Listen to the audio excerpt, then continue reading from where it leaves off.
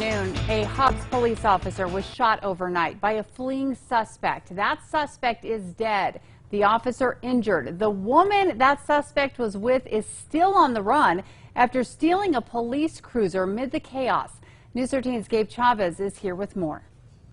The chief says that officer will be okay, but it could have been a much different outcome.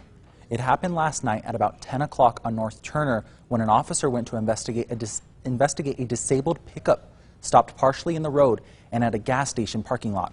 Police say 27-year-old Daniel Ramirez and 28-year-old Janessa Perez took off running. He says the officer's lapel video shows almost immediately Ramirez started shooting at the officer. The officer shot back. Ramirez was killed. The officer injured.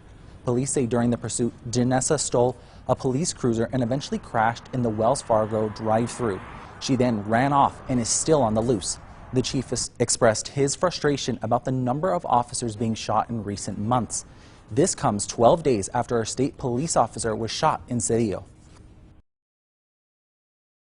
Ambush attacks on police are up 115% from the year 2020. We're certainly living in a dangerous time, there's no question. My greatest fear is having to notify a family of an officer's line of duty death.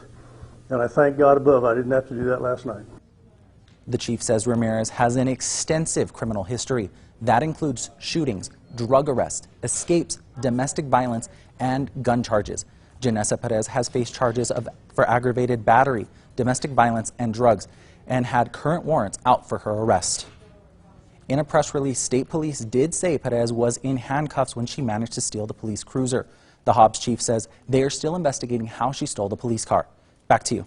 Okay, thank you, Gabe. Now, the name of the officer involved has not been released. They also haven't said how long he's been with the department. They do expect to release that lapel video in the coming days.